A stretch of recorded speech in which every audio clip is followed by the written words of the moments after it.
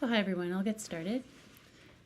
For those of you who don't know me, my name is Laura Burns and I'm an acupuncturist and Chinese medicine practitioner, and I work here a couple days a week, and I also practice out of a clinic in the Yonge and Rosedale area. You see me? It's called Essential Needs Rosedale Health, and it's again Rosedale area and an integrative clinic. It's a cool space as well. So digestion and stress are two of my favorite topics, so it's great to be able to combine them today for this talk and show you how well they go together, or how not well they go together, as we'll find out. I think it's important because digestive issues are becoming more common. I think it's about 1 in 6 people now are being diagnosed with IBS, which is irritable bowel syndrome. We're seeing more and more food sensitivities pop up, and I think stress really plays a big part in that. It's not, the full picture. There are other causes as well, of course, such as, what we eat or the way food is processed, how food's grown, chemicals in our food, stuff like that. But stress plays a role, as does how we eat, which I really think is a subcategory of stress. Are we eating on the go? Are we skipping meals because we don't have time? I think all of this is sort of stressful to our bodies, and I think stress is also a subcategory of a larger picture, which is lifestyle. So just lifestyle in general. What I see is that there's a trend, that our society and we are moving farther and farther away from the natural rhythms of the planet and of ourselves, of the earth. And I think, our bodies really can't be fooled, right? Like our mind can be tricked a little bit and think that's okay or not even notice, but our bodies really can't be fooled, and our second brain, which I'll talk about, which is our gut, really can't be fooled. And I don't know how many of you are doing the Elimination Challenge here, but if you are, I think that's a cool thing to learn about your food sensitivities. I think this is also an important component because we could be doing the Elimination Challenge.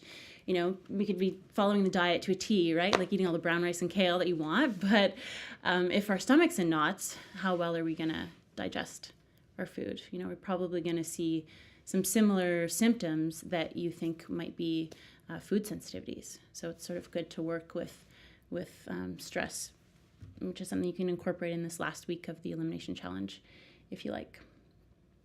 So I'm sure you're all here because there's a connection between stress and digestion, but maybe you're curious to learn a little bit more about what that is, and I'm going to go into that in more detail.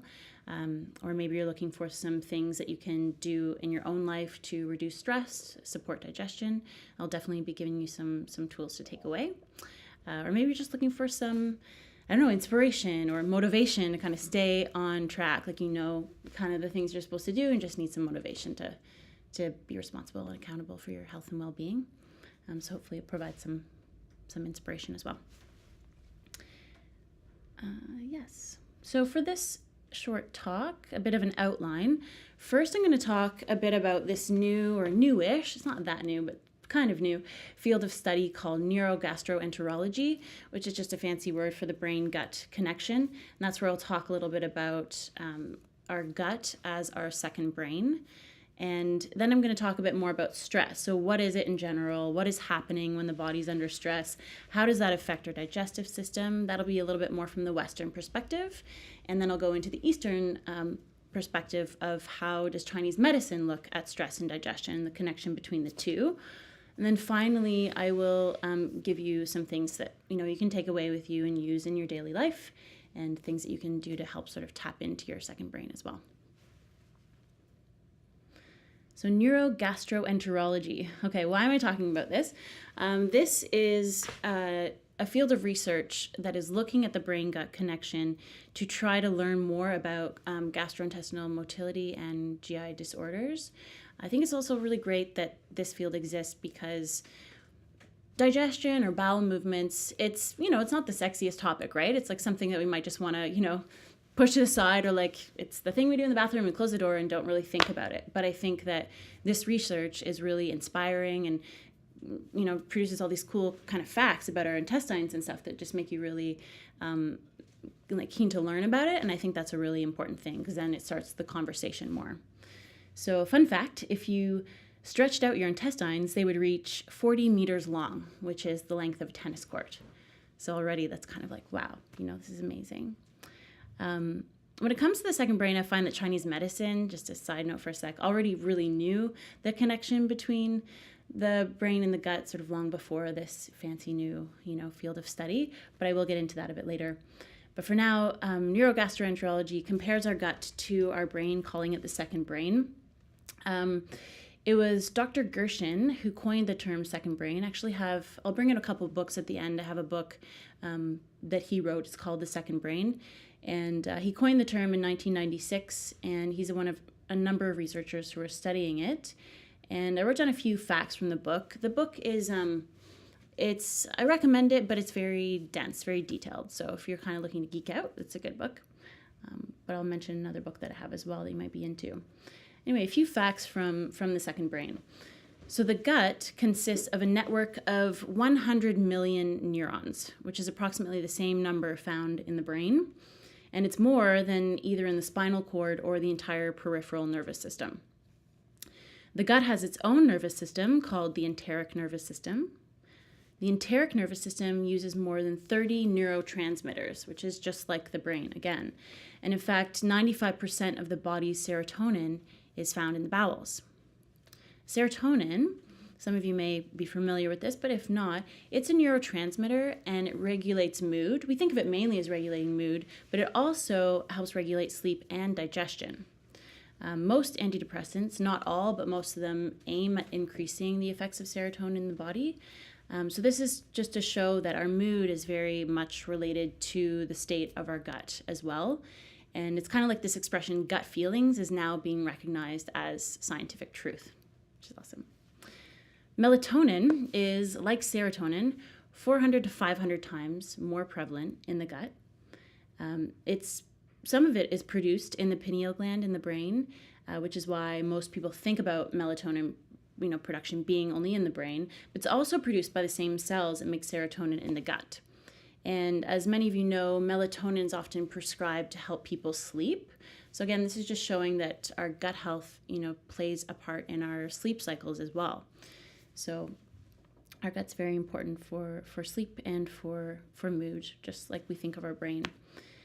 And we're starting to see that these things are looking familiar. Signals are going back and forth between the bowel and the brain constantly.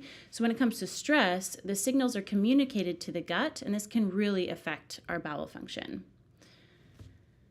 And I think it's interesting, the first brain, second brain thing, because often I think of our second brain as our intuition. So do you ever walk into a room and you sort of sense that something's a little bit off or a little bit tense and you don't really know yet because your rational mind doesn't have the pieces, but your gut kind of knows? So sometimes I would argue that our second brain is actually sometimes our first brain. But that's just me. So stress. Let's take a look at stress. What is stress? What is stress? Does anyone want to take a stab at that?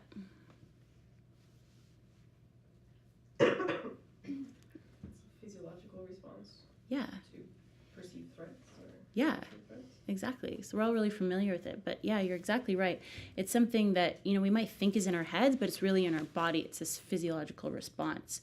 And I want to emphasize this because I see a trend now that our society is sort of operating at this higher baseline of stress. It's like this higher buzz. And I think it's pretty dangerous because then we tend not to take it seriously. So if everyone's sort of operating at that same level, then it's like, well, that's just the norm, or they're doing it and they seem okay, or these people look happy, their Facebook page looks great or whatever, but we're not really paying attention to what our own kind of rhythm is. And I think that's really stressful on the body. So what's happening to the body under stress? We've probably heard about the autonomic nervous system. It operates mostly below the level of consciousness, and it regulates many bodily systems and their responses to changing conditions. It has two branches. So it has the sympathetic and the parasympathetic. And the sympathetic is our fight or flight response. So that's when a threat is perceived. Our body gets ready to either fight or to flee. And the parasympathetic is the rest and digest. So that's what we need to sort of be a little bit more calm and work with digesting. I do want to mention a positive side to stress first, though, which is that sympathetic nervous system, that fight or flight response, exists for a reason. It's, obviously very important to be able to perceive threats and respond. The common example is if you're being chased by a bear, as we kind of evolved, right? It's a super useful survival skill to be able to perceive that threat and to respond quickly. There's a couple interesting things that I want to point out when it comes to registering this threat. Let's call it negative information. Okay, so our brains are actually more sensitive to negative information. Studies have proven that we actually see and register fearful faces faster subconsciously than we register happy faces or even neutral ones. So if I'm, looking at all of you and someone looks terrified, I'm going to, hopefully no one does, but I'm going to perceive that faster than the sort of happy or neutral faces.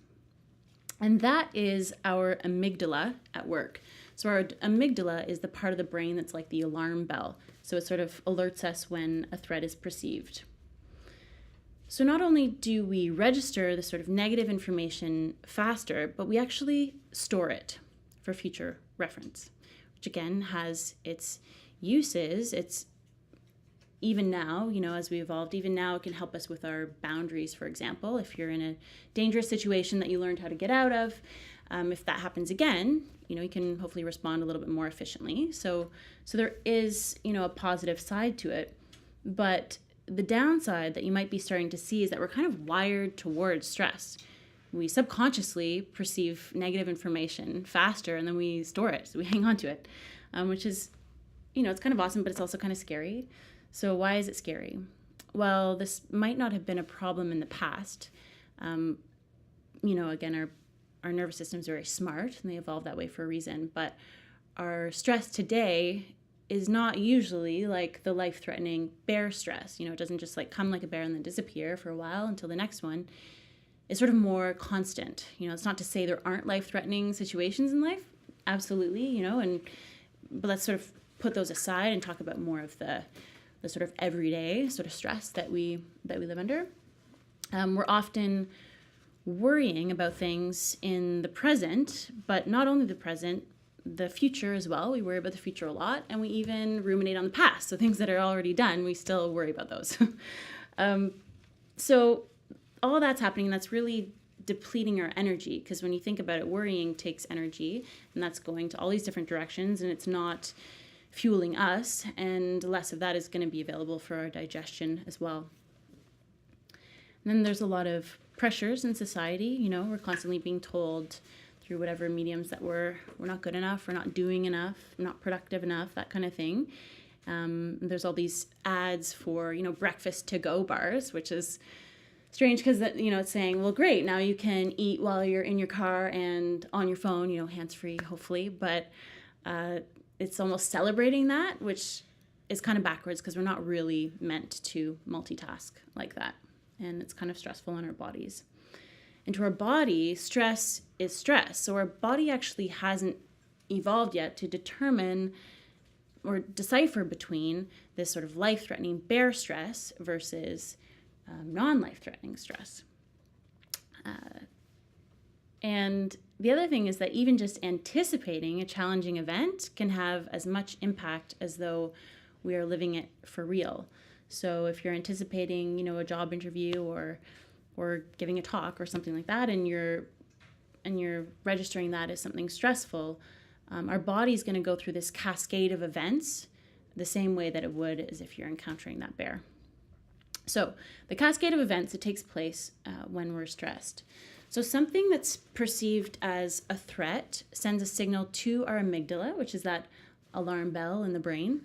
And that it activates our sympathetic nervous system, the fight or flight system.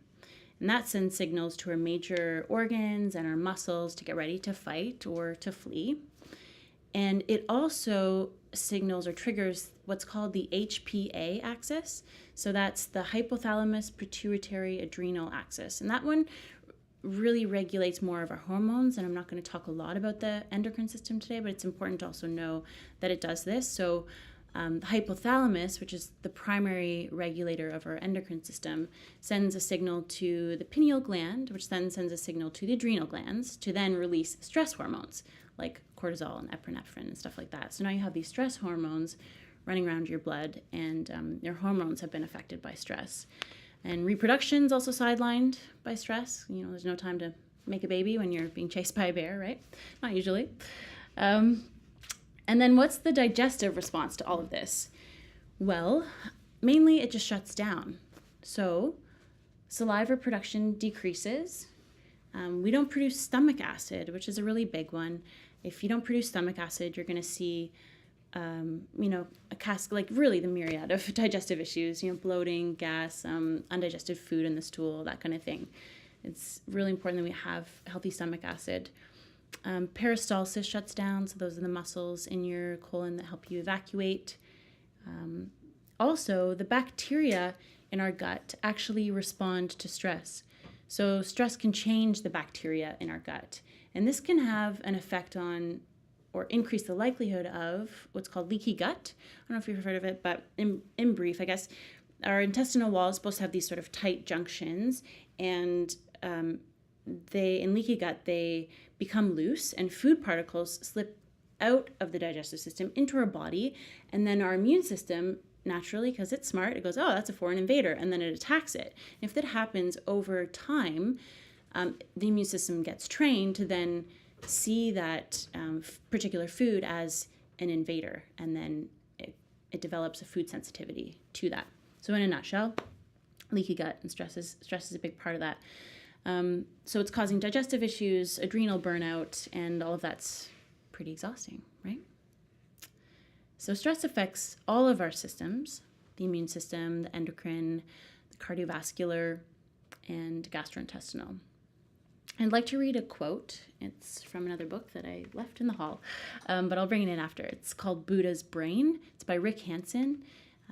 It's a really great book about neuroscience linked to more mindfulness meditation.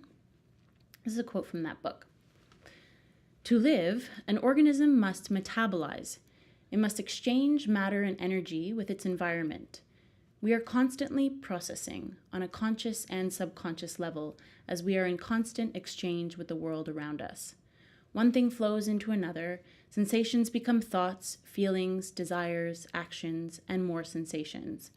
This stream of consciousness correlates with a cascade of fleeting neural assemblies, each assembly dispersing into the next one, often in less than a second.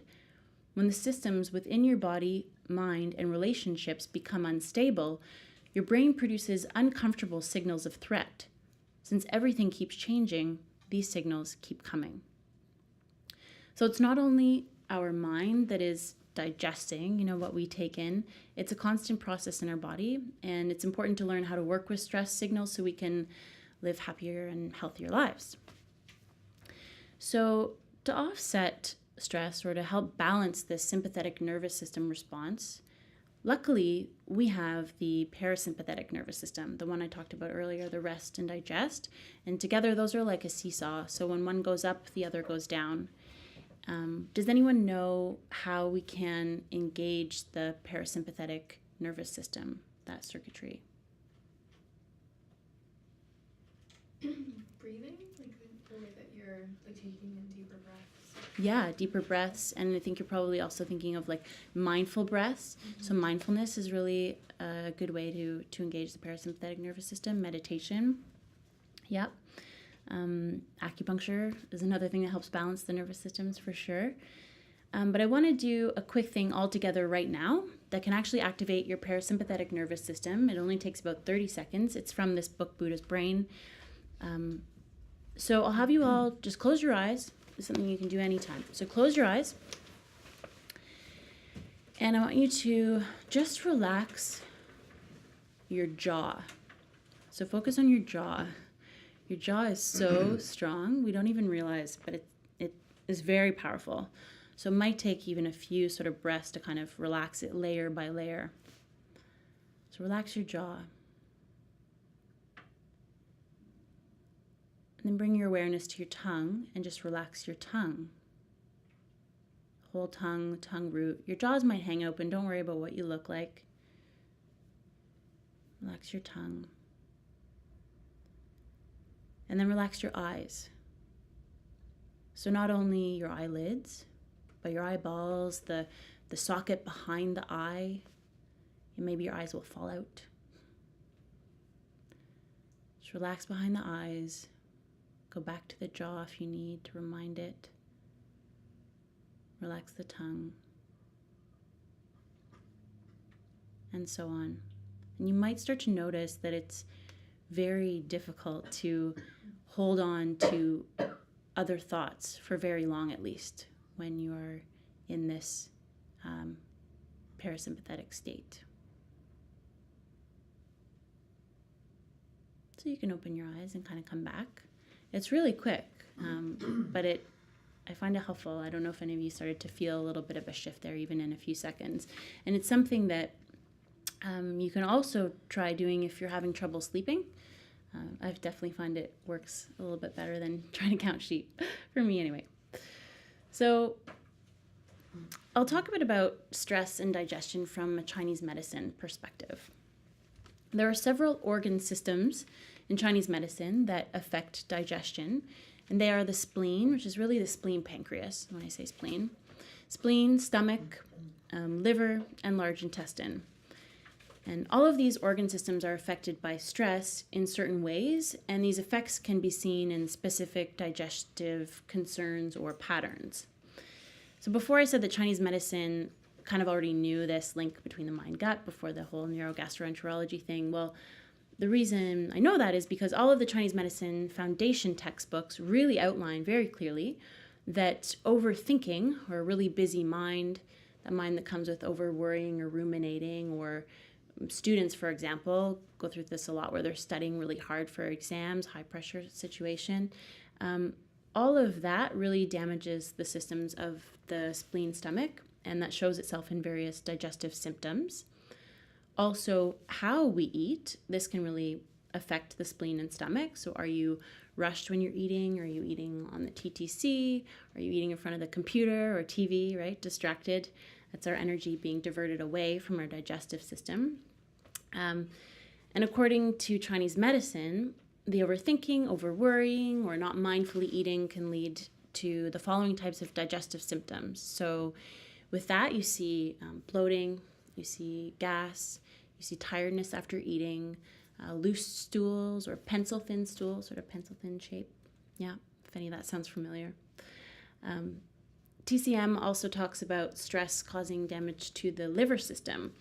We know through Western medicine that the liver plays a huge role in our metabolism and can often get congested and cause digestive issues.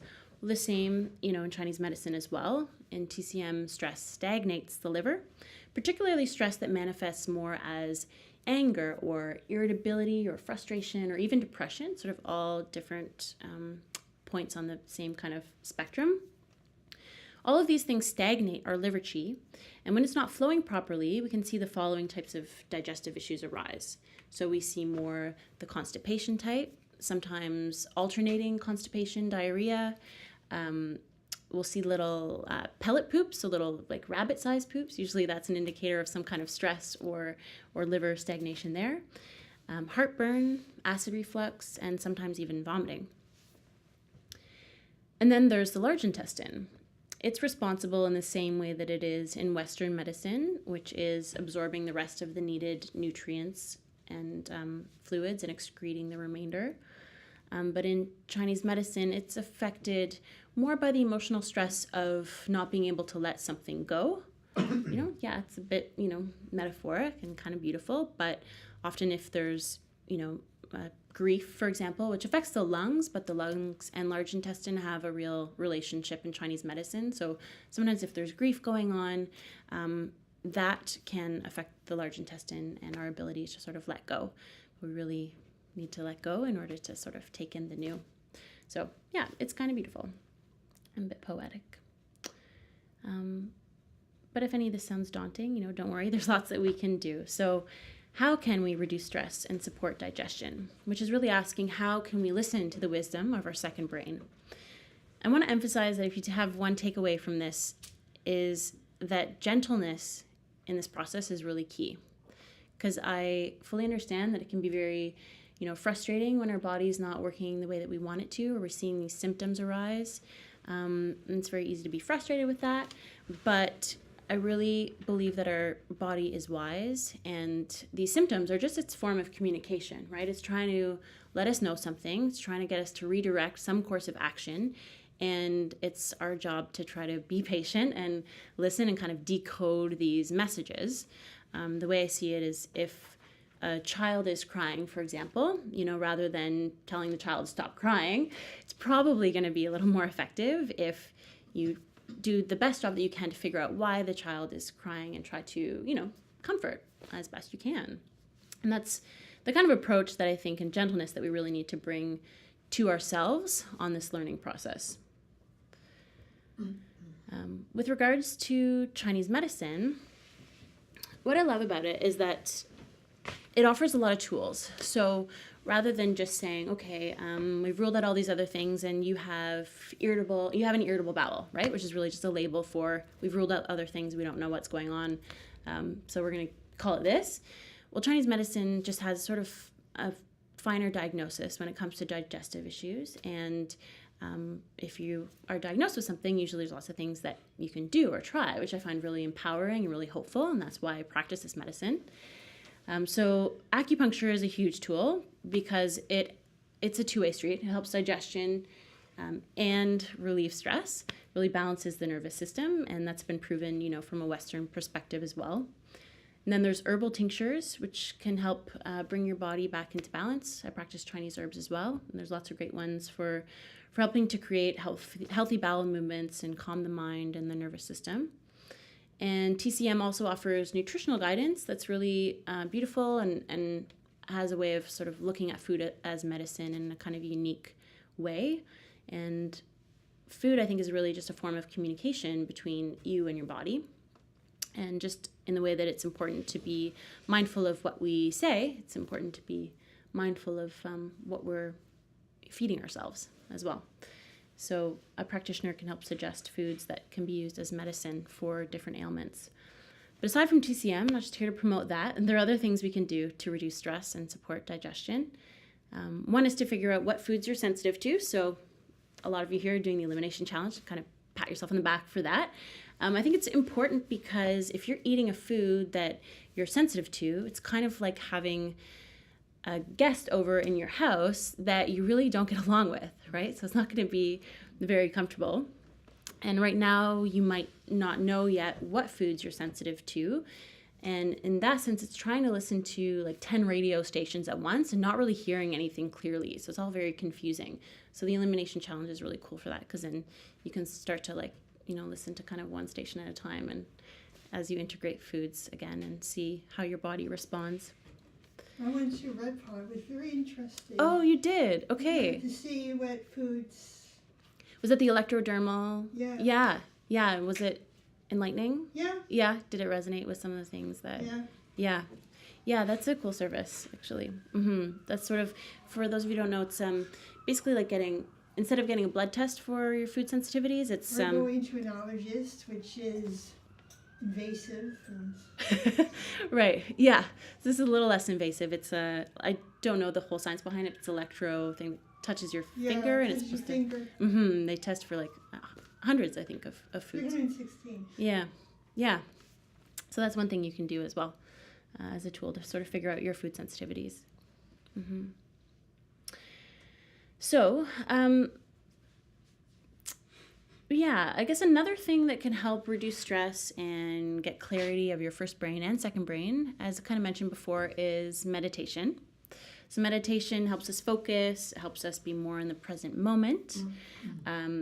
A meditation teacher I know likes to say that it's like when you have too many windows open on your computer, especially this one, and your computer is not functioning efficiently. It's kind of like our mind when we're thinking of too many things. Meditation helps us close a few windows, and activate the parasympathetic nervous system, which supports our digestion. I'm not here to, teach you meditation, but I'll show you the book after this called Buddha's Brain, and it has a lot of really nice meditations outlined in that, and I think you can get it as an audiobook as well, which would be good. There's also an app called Headspace that has like 10 days for free of like 10-minute meditations, which are kind of fun. But even if you're not going to, get up and begin your day with meditation, that's okay. What you can do is try to incorporate this kind of meditation or mindfulness into your digestion through a ritual around eating. So if you can, try to do a little 5-minute meditation before you eat and after you eat. If you can't do 5 minutes, even just, 5 breaths, which is telling the body, like, I'm putting everything else aside and it's like, you and me, we're just going to eat and we're going to digest. So that's something that you can try. Another thing is trying not to overeat. So again, to use the analogy of people coming into your house, if you're eating too much, it's a little bit stressful on the digestive system. You're not able to digest each, food or experience efficiently. And along with that, also important not to undereat, because this can also cause feelings of stress or anxiety. I don't know if any of you are familiar with the Ayurvedic medicine system, but there's a sort of constitution called Vata, and Vata has a lot of air and ether. So if you're more of a Vata constitution, you're someone probably who needs to eat smaller, frequent meals to help ground you, or you do feel anxious without enough food. So it's important to be regular with your meals as well. And then there's activating the parasympathetic system like we did earlier. So the quick sort of relaxation of your jaw, your eyes, and your tongue. And then there's another quick activation of the parasympathetic nervous system from Buddha's brain, which is kind of weird, but I also kind of like it because I saw a link between it and Chinese medicine too. So it's a little bit strange. What it is just simply touching your fingers to your lips. I guess there are parasympathetic fibers in your lips, and you can just touch them, and that sort of, try it. It just sort of activates that, turns that on. But the interesting thing about that in Chinese medicine is that in Chinese medicine, we look at the lips a lot of times for digestive. It gives us a sense of how the large intestine's doing, if there's any sort of acne around the lips or whiteness or dark lines or really, really cracked lips. Sometimes that's an indication of the health of the large intestine. So I was like, wow, that's such a cool connection. This one's pretty obvious, but I'm going to say it. Exercise. It really helps reduce stress and benefit digestion, especially if it's an issue of a sluggish digestive system. And then there are less obvious ways to kind of honor our second brain, and this goes back into rhythm. So one of them might be saying no more to things that you don't want to do, which is not always possible. I get that. We're adults and we have to do things we don't want to do. But there might be some areas in your life where there are things that you could say no to, and it's just that idea of not trying to please everyone. Slowing down a bit is sometimes a good one if you tend to be the type that's more go, go, go. Setting aside unstructured, unplanned time. I think that is really important for getting in touch with our own sort of intuition, our own rhythm, our sense of imagination. I was reading a lot about, even today, there's actually another article about kids who are kind of being overscheduled. They're doing all these great activities, I guess, like, all these lessons, swimming lessons and singing and this and this and this. But they aren't getting enough time to just be and sort of use their imagination and just see what their own rhythms are and develop a sense of who they are. And they're becoming stressed, which is just so weird, But I think it's important, why can't we as adults also schedule ourselves some unplanned time to just kind of be? And I think that's really good for our mental health and our digestion. And one thing that can happen when you do an elimination diet, which is kind of like an internal, cleanup, it's a sorting through. This can sort of bleed into, I guess, our outside lives, and I don't want to scare anyone here, but some things you can notice are when you're noticing what foods are toxic to you after a time, you might start to notice if there's any sort of uncomfortable or toxic situations in your life. So maybe there are relationships that are toxic to you, or friendships that just aren't really jiving, maybe not as drastic as feeling toxic, but just things that aren't really working. That might not apply to you, but if it does, it's just something to be aware of, not to be too concerned if you start to realize those things or they come up, because I think that can happen, and that's just you getting more in touch with, your second brain, and I think ultimately it's very liberating, and yeah, I think it can really just make you all that much more wise and healthier to learn how to kind of navigate these choices that are, food-based, but also lifestyle-based, situational-based. So all of these things working synergistically together can help you feel more like yourself and help you find a greater place of balance, help you reduce your stress and support your digestion. The messages from your second brain will be clear, and you'll grow to have more respect for this brain and ultimately for yourself, and improve your quality of life. So I hope I've offered some ways you can learn how to best honor and feed and take care of your second brain, because I think it's really, really important. So thank you.